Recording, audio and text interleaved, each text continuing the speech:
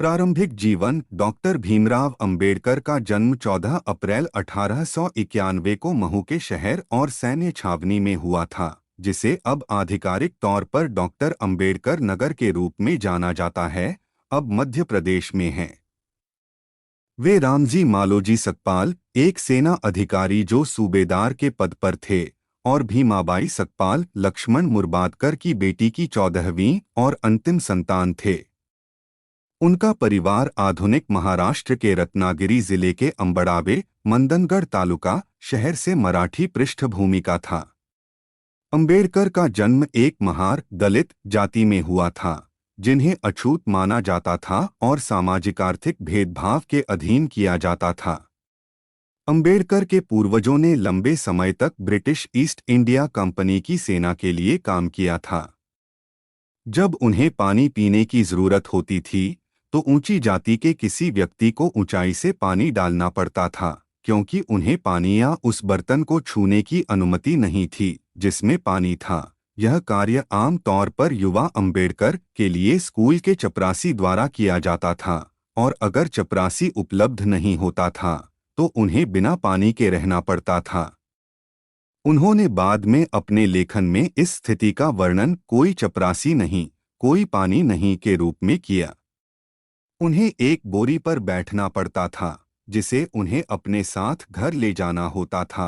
रामजी सकपाल 1894 में सेवानिवृत्त हुए और परिवार 2 साल बाद सतारा चला गया।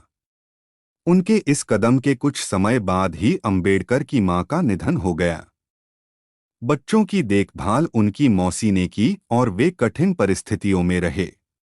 अंबेडकर के 3 बेटे बलराम, आनंदराव और भीमराव और 2 बेटियां मंजुला और तुलासा उनसे बच गए। अपने भाइयों और बहनों में से केवल अंबेडकर ने ही अपनी परीक्षाएं पास की और हाई स्कूल गए। उनका मूल उपनाम सकपाल था, लेकिन उनके पिता ने स्कूल में उनका नाम अंबाड़ावेकर दर्ज कराया, जिसका अर्थ है कि वे रत्नागिरी जिले के अपने पैतृक गांव अंबाड़ावे से आते हैं। उनके मराठी ब्राह्मण शिक्षक कृष्णजी केशव अंबेडकर ने स्कूल के रिकॉर्ड में उनका उपनाम अंबाड़ावेकर से बदलकर अपना उपनाम आम्बेडकर कर दिया। रामजी सकपाल परिवार के साथ बंबई चले आए। अप्रैल 1906 में जब भीमराव लगभग 15 वर्ष आयु के थे, तो 9 साल की लड़की रमाबाई से उनकी शादी कराई गई थी। तब वे 5वीं अंग्रेजी कक्षा पढ़ रहे थे। उन दिनों भारत में बाल विवाह का प्रचलन था। बाबा साहेब अंबेडकर के पास कितनी डिग्री थी? भारत रत्न डॉक्टर भीमराव अंबेडकर के पास 32 डिग्रियों के साथ 9 भाषाओं के सबसे बेहतर जानकार थे। उन्होंने लंदन स्कूल ऑफ इकोनॉमिक्स में मात्र 2 साल 3 महीने में 8 साल की पढ़ाई पूरी की थी। वह लंदन स्कूल ऑफ इकोनॉमिक्स से डॉक्टर ऑल साइंस नामक एक दुर्लभ डॉक्टरेट की डिग्री प्राप्त करने वाले भारत के ही नहीं बल्कि पूरी दुनिया के पहले और एकमात्र व्यक्ति हैं। प्रथम विश्व युद्ध की वजह से उनको भारत वापस लौटना पड़ा। कुछ समय बाद उन्होंने बड़ौदा राज्य के सेना सचिव के रूप में नौकरी प्रारंभ की। बाद में उनको Sydenham college of commerce and economics में राजनीतिक अर्थव्यवस्था के प्रोफेसर के रूप में नौकरी मिल गई। कोल्हापुर के शाहू महाराज की मदद से एक बार फिर वह उच्च शिक्षा के लिए लंदन गए। प्रयत्नशील सामाजिक सुधारक डॉक्टर भीमराव अंबेडकर ने इतनी असमानताओं का सामना करने के बाद सामाजिक सुधार का मोर्चा उठाया। अंबेडकर जी ने ऑल इंडिया क्लासेज एसोसिएशन का संगठन किया। सामाजिक सुधार को लेकर वह बहुत प्रयत्नशील थे। ब्राह्मणों द्वारा छुआछूत की प्रथा को मानना, मंदिरों में प्रवेश न करने देना, दलितों से भेदभाव, शिक्षकों द्वारा भेदभाव आदि सामाजिक सुधार करने का प्रयत्न किया। परंतु विदेशी शासन काल होने कारण यह ज्यादा सफल नहीं हो पाया।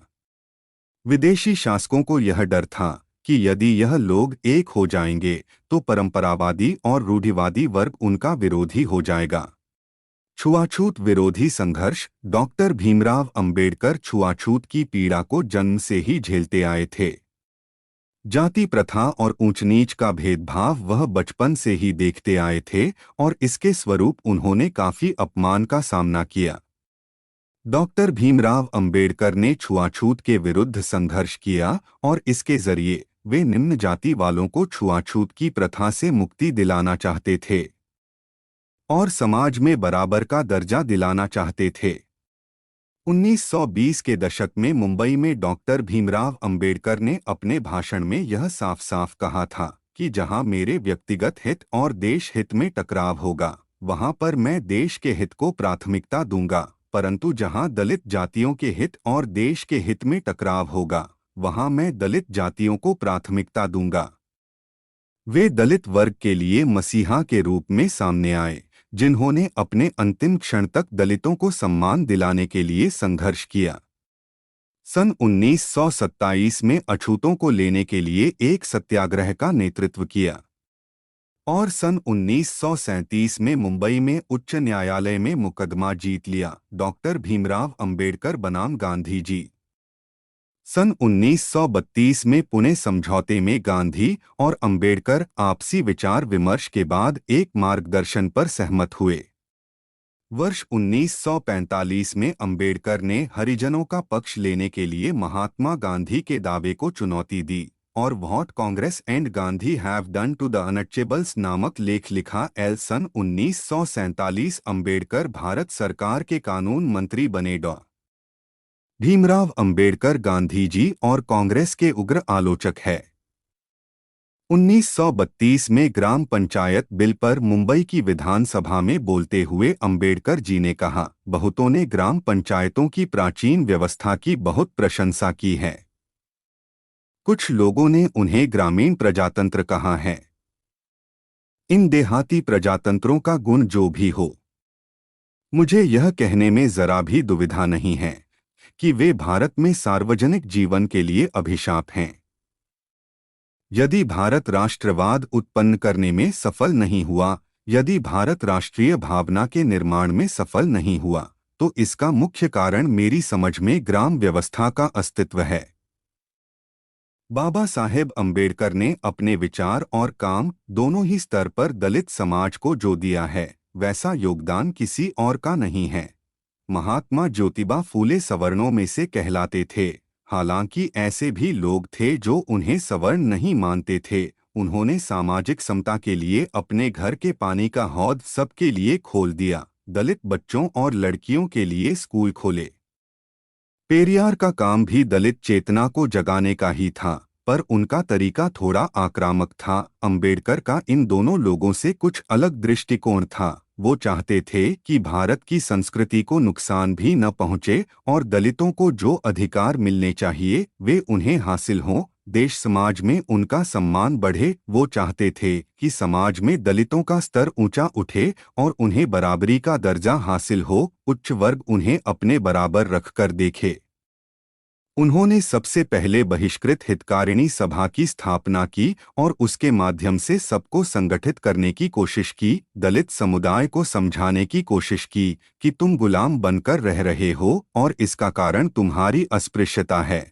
उन्होंने उनके दिमाग में यह बात भर दी कि जब तक तुम इसके दंश से नहीं उबरोगे, तुम गुलाम ही बने रहोगे। उनकी आवाज को प्रचारित करने के लिए उन्होंने मूक नायक, समता, जनता और बहिष्कृत भारत जैसे पत्र भी निकाले। उन्होंने यह कोशिश भी की कि दलित समुदाय को पता चले कि हमारे हक क्या हैं, और इसके लिए उन्होंने नासिक में मंदिर में प्रवेश का सत्याग्रह किया।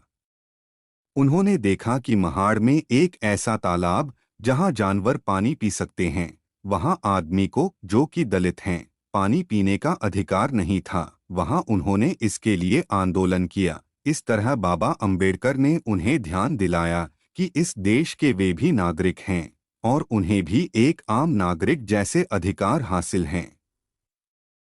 डॉक्टर भीमराव अंबेडकर राजनीतिक सफर। वर्ष 1936 में बाबा साहेब जी ने स्वतंत्र मजदूर पार्टी का गठन किया था। सन 1937 के केंद्रीय विधानसभा चुनाव में उनकी पार्टी को 15 सीट की जीत मिली। अंबेडकर जी अपनी इस पार्टी को all India schedule caste party में बदल दिया। इस पार्टी के साथ वे 1946 में संविधान सभा के चुनाव में खड़े हुए, लेकिन उनकी इस पार्टी का चुनाव में बहुत ही खराब प्रदर्शन रहा। कांग्रेस व महात्मा गांधी ने अछूते लोगों को हरिजन नाम दिया, जिससे सब लोग उन्हें हरिजन ही बोलने लगे। लेकिन अंबेडकर जी को ये बिल्कुल पसंद नहीं आया और उन्होंने उस बात का विरोध किया था। उनका कहना था, अछूते लोग भी हमारे समाज का एक हिस्सा है, वे भी बाकी लोगों की तरह आम व्यक्ति ही हैं। अंबेडकर जी को रक्षा सलाहकार कमेटी में रखा गया व वायसराय एग्जीक्यूटिव परिषद उन्हें लेबर का मंत्री बनाया गया था। बाबा साहेब आजाद भारत के पहले कानून मंत्री भी बने थे। डॉक्टर भीमराव अंबेडकर का दूसरा विवाह अंबेडकर की पहली पत्नी रमाबाई की लंबी बीमारी के बाद 1935 में निधन हो गया। 1940 के दशक के अंत में भारतीय संविधान के मसौदे को पूरा करने के बाद वह नींद के अभाव से पीड़ित थे। उनके पैरों में न्यूरोपैथिक दर्द था और इंसुलिन और होम्योपैथिक दवाएं ले रहे थे। वह उपचार के लिए बॉम्बे गए और वहां डॉक्टर शारदा कबीर से मिले, जिनके साथ उन्होंने 15 अप्रैल 1948 को नई दिल्ली में अपने घर पर विवाह किया था। डॉक्टरों ने एक ऐसे जीवन साथी की सिफारिश की जो एक अच्छा खाना पकाने वाली हो और उनकी देखभाल करने के लिए चिकित्सा ज्ञान हो। डॉ शारदा कबीर ने विवाह के पश्चात सविता आम्बेडकर नाम अपनाया और उनके बाकी जीवन में उनकी देखभाल की सविता आम्बेडकर, जिन्हें माई या माई साहेब कहा जाता था, का 29 मई 2003 को नई दिल्ली के मेहरौली में 93 वर्ष की आयु में निधन हो गया। पुरस्कार एवं सम्मान बाबा साहेब अंबेडकर को अपने महान कार्यों के चलते कई पुरस्कार भी मिले थे, जो इस प्रकार हैं। डॉक्टर भीमराव अंबेडकर जी का स्मारक दिल्ली स्थित उनके घर 26 अलीपुर रोड में स्थापित किया गया है। अंबेडकर जयंती पर सार्वजनिक अवकाश रखा जाता है। 1990 में उन्हें मरणोपरांत भारत के सर्वोच्च नागरिक सम्मान भारत रत्न से सम्मानित किया गया है। कई सार्वजनिक संस्थान का नाम उनके सम्मान में उनके नाम पर रखा गया है, जैसे कि हैदराबाद, आंध्र प्रदेश का डॉक्टर अंबेडकर मुक्त विश्वविद्यालय, BR अंबेडकर बिहार विश्वविद्यालय, मुजफ्फरपुर, डॉक्टर बाबा साहेब अंबेडकर अंतर्राष्ट्रीय हवाई अड्डा नागपुर में है, जो पहले सोनेगांव हवाई अड्डे के नाम से जाना जाता था। अंबेडकर का एक बड़ा आधिकारिक चित्र भारतीय संसद भवन में प्रदर्शित किया गया है। डॉक्टर भीमराव अंबेडकर का निधन। डॉक्टर भीमराव अंबेडकर सन 1948 से डायबिटीज से पीड़ित थे और वह 1954 तक बहुत बीमार रहे थे। 3 दिसंबर 1956 को डॉक्टर भीमराव अंबेडकर ने अपनी अंतिम पांडुलिपि बुद्ध और धम्म उनके को पूरा किया और 6 दिसंबर 1956 को अपने घर दिल्ली में अपनी अंतिम सांस ली थी। बाबा साहेब का अंतिम संस्कार चौपाटी समुद्र तट पर बौद्ध शैली में किया गया। इस दिन से अंबेडकर जयंती पर सार्वजनिक अवकाश रखा जाता है। ऐसे ही अनोखे और नॉलेजफुल कहानी को सुनने के लिए वीडियो को लाइक, कमेंट और शेयर करें और चैनल को सब्सक्राइब करें और बेल आइकन दबाना ना भूलें।